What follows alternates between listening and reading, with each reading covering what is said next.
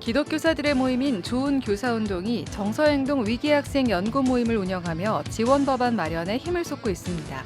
좋은교사운동 소속 현장 교사들을 만나 정서행동 위기학생의 실태와 지원 방안에 대해 들어봤습니다. 대한예수교장로회 통합총회 김의식 총회장이 최근 자신에 대한 소문과 관련해 공식 입장을 밝혔습니다. 김의식 총회장은 사과의 뜻을 전하며 차기 총회 준비를 위한 제반 업무를 부총회장에게 위임하겠다고 말했습니다. 기피시설로 인식되는 공원 묘지를 휴식 공간으로 조성해 지역사회로부터 관심을 모으는 곳이 있습니다. 기독교 묘지 문화를 선도하는 군산 성광교회 부활동산을 취재했습니다. 기자가 주목한 한 주간 주요 뉴스 뉴스픽 시간에 전해드립니다. 여러분 안녕하십니까? CBS 뉴스입니다. 최근 국회에선 정서행동 위기학생 지원 법안, 이른바 금쪽이 지원법이 발의돼 주목받고 있습니다.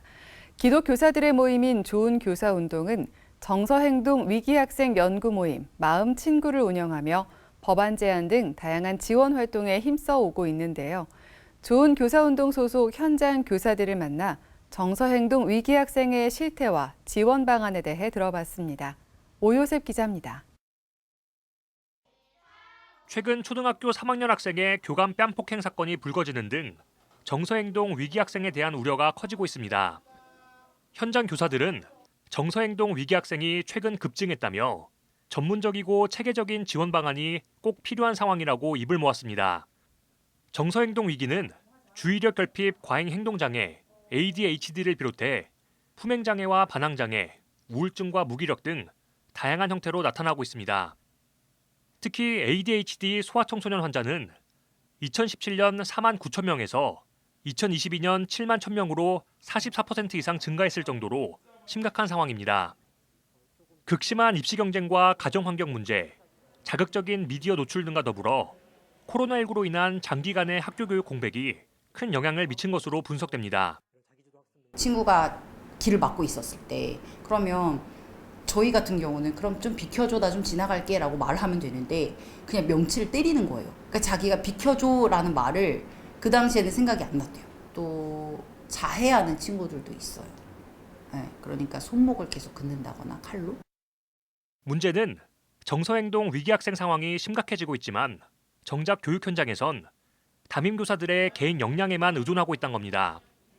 현장 교사들은 객관적인 진단을 바탕으로 정서행동 위기학생들을 선별하고 일관성 있게 지속적으로 지원할 수 있도록 제도를 마련해야 한다고 강조했습니다. 기초학력 보장법을 통해 학습 지원을 하듯 정서행동에 어려움을 겪는 학생 지원에 교육당국이 책임 있게 나서야 한다는 겁니다. 정서적인 사회적 행동이 또래랑 놀 수 있는 그 능력이 현저히 떨어진다는 거죠. 그러면 그걸 신장시키고 정서를 보충해줘야 되는 게 맞는 거거든요. 근데 이제 우리나라는 아직 이런 아이들에는 명명 자체가 없죠. 그러니까 일반 학생으로 다 분류가 되는 것이고 그러다 보니 지원이 안 되죠. 현장 교사들은 일반적인 생활지도로는 정서행동 위기학생들의 문제를 해결할 수 없다며 교육당국의 미흡한 대응 속에서 전문적인 도움이 필요한 학생들이 사각지대에 몰리고 있다고 지적했습니다.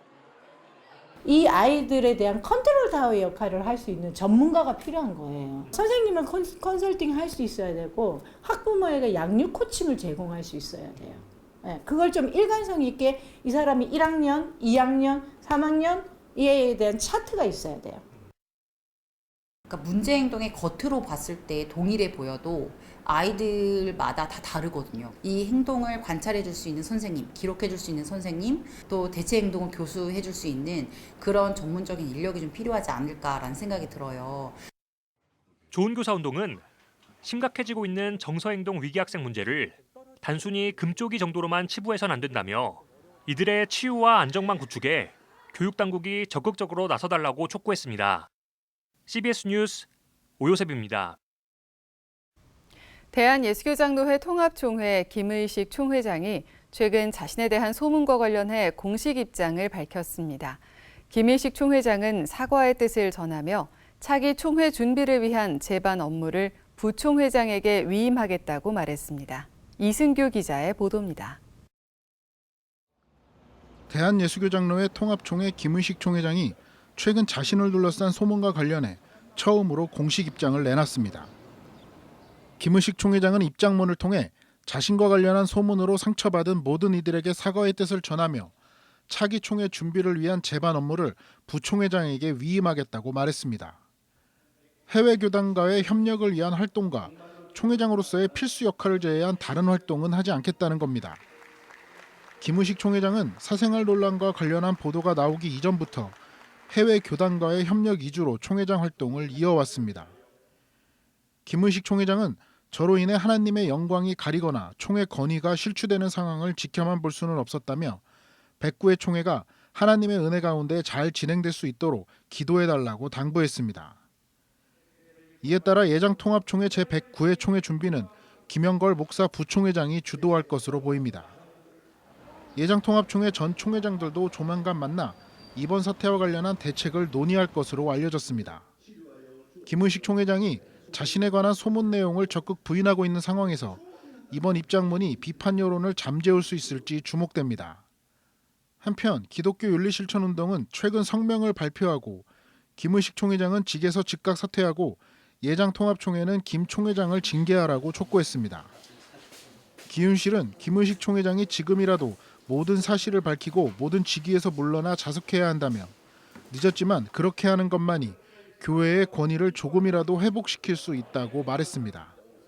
CBS 뉴스 이승규입니다. 한국 사회에서 공원 묘지는 기피시설로 취급하고 있는데요.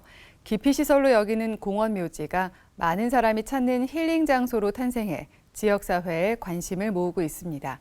기독교 묘지 문화를 선도하는 군산 성광교회 부활동산을 전북 CBS 최화랑 기자가 다녀왔습니다. 넓은 잔디밭과 휴식 공간이 조성된 공원과 같은 이곳, 고인을 추억하는 공간인 군산 성광교회 부활동산입니다. 일반 공원에서 볼 수 있는 잔디밭과 꽃, 휴식 공간이 곳곳에 있고 동산 한편에는 아이들이 체험활동을 할 수 있는 텃밭을 조성하는 등 기피시설이 아니라 많은 사람이 찾는 힐링 장소로 탄생한 것입니다. 교회에서는 단체 활동으로 쉼터를 활용을 하고 그러고 지내고 있습니다. 우리 교회에 속해 있는 어린이집 학생들이 현장학습 겸해서 와가지고 이렇게 활동을 하고. 군산 성광교회는 2019년 6월 임야였던 이곳을 매입해 2022년 11월 중공 감사 예배를 드렸습니다. 이후 군산 성광교회 교인들은 이곳을 산자와 죽은 자가 그리스도 안에서 하나 되는 공간이자 부활을 기대하는 장소로 매년 부활절 새벽 예배를 이곳에서 드리는 등 다양한 공간으로 활용하고 있습니다. 이곳 부활동산의 특징은 우리 전통 방식의 봉분 형태 묘지나 화장, 유골을 보관하는 납골당 방식이 아닌 미국에서 주로 이루어지는 방식, 즉 화장한 유골의 골분을 나무와 잔디 밑에 묻는 자연장 방식의 장례 문화를 추구한다는 점입니다.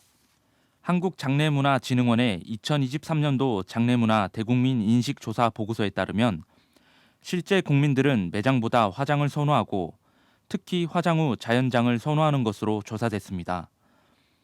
자연장을 선호하는 이유로 친환경적인 이유가 60.7%로 가장 높았으며 다음으로 유지관리 20.6%, 국토의 효율적 이용 13% 순으로 나타났습니다.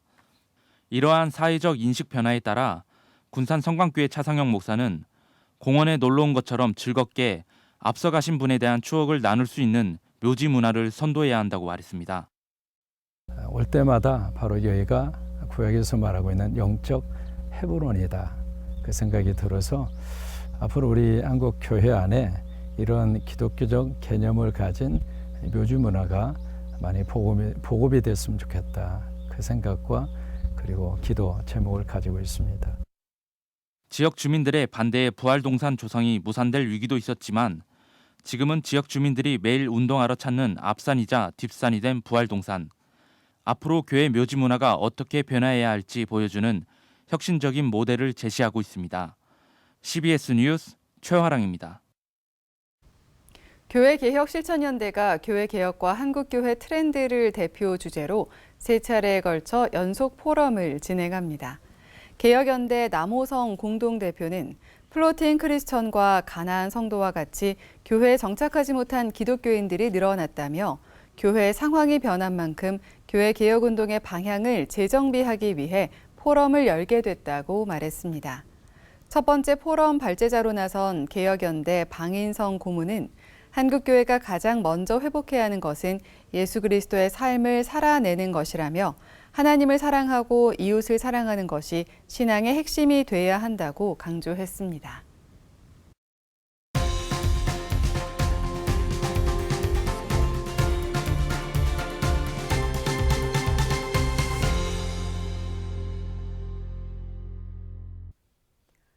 초여름 무더위가 벌써부터 기승입니다. 이번 주에는 교계 소식도 시원한 뉴스보다는 걱정되고 무거운 소식들이 많았습니다. 송주열 기자, 이번 주 어떤 뉴스 픽해 오셨습니까? 네, 정말 무슨 일 나겠다 싶을 정도로 한반도 정세가 위태로운데요. 제가 준비한 첫 번째 뉴스픽은 한반도 긴장감이 고조되고 있는 가운데 교계에서 대화를 촉구하는 성명이 이어지고 있다는 소식입니다. 북한 오물풍선 살포와 국내 민간단체의 대북전단 응수, 북한군의 군사분계선 침범과 우리 군의 대북 확성기 방송까지 남북 접경 지역에서 쉴 새 없이 들려오는 소식들로 많은 국민들이 불안해하고 있는데요. 주한 유엔군 사령부와 미국 대사까지 나서 한반도 긴장감이 높아지는 상황에 대해 우려하고 상황을 예의주시하는 것으로 알려졌습니다. 교계에서도 최악의 상황에 직면한 남북이 먼저 대화 테이블로 나와야 한다는 목소리를 내오고 있는데요. 웨슬리언 교단장 협의회와 한국기독교 공공정책협의회는 성명에서 한반도를 위협하는 모든 군사적 긴장과 위협에 절대 반대한다는 우려의 목소리와 함께 지속적인 대화만이 지속적인 교류 협력을 이끌어낼 수 있기 때문에 중단된 대화와 교류 채널을 복원해야 한다고 강조했습니다. 다음 픽입니다. 예장 합동총회 여성 안수 문제가 작년 정기총회 직후부터 계속 이슈가 되고 있는데요. 이런 가운데 개별 교단의 문제로만 생각됐던 여성 안수 문제를 교회개혁실천연대 등 10개 교계 단체와 교회들이 공동 대응하기로 선언했습니다. 여성 안수 허용 문제가 교단의 신학적인 입장에 따른 선택의 문제라기보다는 고질적인 구조적 차별의 문제라고 인식되면서 공동 대응의 필요성이 대두된 겁니다.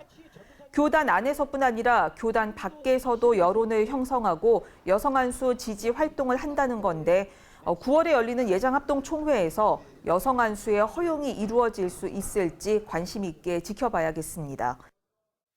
다음 픽입니다. 예장통합총회가 오는 9월에 제109회 정기총회를 개최하는데요. 총회 장소 선정을 놓고 난항을 겪고 있다는 소식 되짚어봅니다. 대규모 인원을 수용할 수 있는 공간이 있어야 하고 실제 수억 원의 비용 발생 등의 이유로 대형 교회들도 장소 제공을 부담스러워한다는 게 현실적인 이유지만 속내는 따로 있어 보입니다. 총회의 위상과 권위가 예전 같지 않다는 겁니다. 수년간 계속되어 온 세습방지법 논란에 특히 최근 총회 지도자 자질 논란까지 불거지면서 총회를 바라보는 인식에 변화가 생긴 거라는 분석입니다. 다음 픽입니다. 지난달 이단 구원파 계열 기쁜 소식 선교회 소속 교회에서 발생한 여고생 사망 사건으로 구원파와 기쁜 소식 선교회의 실체에 대한 관심이 높은데요. 이런 가운데 경북 김천시를 대표하는 기독사학 김천대가 최근 경영상의 이유로 구원파 기쁜 소식 선교회에 경영권이 넘어갔다는 소식이 전해지면서 교계가 충격에 빠졌습니다. 이에 320여 개 교회로 구성된 김천시 기독교 총연합회는 지역사회와 교회에 구원파 기쁜 소식 선교회의 실체를 알리기 위한 대책 마련에 들어갔고 학교 구성원들은 사실상 깜깜이로 이단의 경영권이 넘어갔다며 총장 퇴진 요구 목소리가 거세지고 있습니다. 이단 꼬리표가 붙은 학교를 떠나겠다는 재학생들도 많았습니다. 다음 픽입니다. 여러분, 기후소송이란 말 들어보셨습니까? 우리 정부가 마련한 온실가스 감축 목표와 법 제도가 기후위기의 파국을 막을 수 없어서 국민들의 기본권을 침해한다는 내용인데요. 헌법재판소에서 2차례 공개 변론 후 판결을 기다리고 있습니다. 소송단의 주장은 현 정부의 2030년 국가 온실가스 감축 목표가 파리협정 목표를 달성하기에는 현저하게 부족하고 감축 목표에 대한 법적 구속력이나 집행을 보장하는 규정을 전혀 두고 있지 않아 심각한 위헌 사유가 있다는 겁니다. 헌재에서 진행되는 기후소송은 아시아 최초의 기후소송이라는 점도 있지만 기후위기 극복이 창조세계 복원을 위한 시대적 사명이자 인류의 미래를 좌우한다는 점에서 관심 있게 지켜봐야 하겠습니다. 마지막 픽입니다. 코로나19 이후 각 지역별로 순례길 조성이 활발하게 이루어지고 있는데요. 이 순례길의 해설사 활동에 목회자들의 관심이 높아지고 있다고 합니다. 순례길 해설사는 목회에 큰 지장을 주지 않으면서도 경제적으로 도움을 받을 수 있어서 목회 이중직의 한 분야로도 주목됩니다. 현재 서울을 비롯해서 국내 순례길 발굴 조성이 잇따르고 있어 해설사 수요도 많아질 것으로 보입니다. 이번 주 뉴스픽은 여기까지입니다. 자세한 내용은 유튜브나 인터넷 크리스천 노콘 뉴스를 통해 확인할 수 있습니다. 구독, 좋아요, 알림 설정은 방송 선교입니다.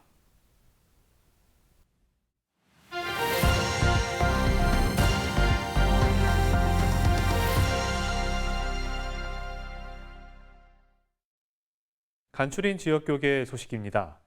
대전 월드비전 합창단이 정기 연주회를 열고 전 세계의 가난과 질병으로 고통받는 어린이들을 위해 노래했습니다. 충북교계 조찬기도회 소식도 함께 전해드립니다. 대전 월드비전 합창단이 제2회 정기 연주회를 열었습니다. 이 자리에서 합창단은 가난과 질병으로 고통받는 전 세계 어린이들의 구호를 위해 노래했습니다. 가장 바라는 것은 그냥 우리가 노래로 하는 연주만 끝나는 것이 아니라 우리의 노래로 한 생명이 살아나는, 그래서 이 노래가 땅끝까지 전해지는 노래가 될 수 있기를. 월드비전 선명회 합창단으로 1960년부터 활동한 월드비전 합창단은 2022년에 대전반을 창단해 대전 청소년음악제 대상을 수상했습니다. 충북 기독 CEO 선교회와 청주 기독교 직장 선교연합회, 충북 청주 기독교 단체 협의회는 제2회 충청북도 조찬기도회를 가졌습니다.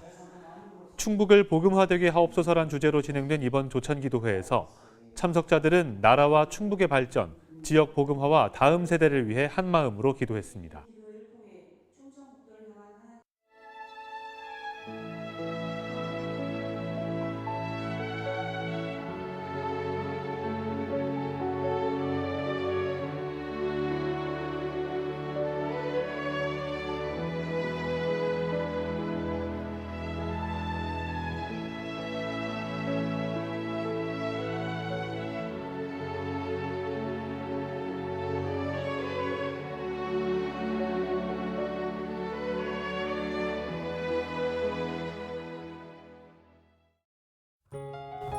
날씨입니다.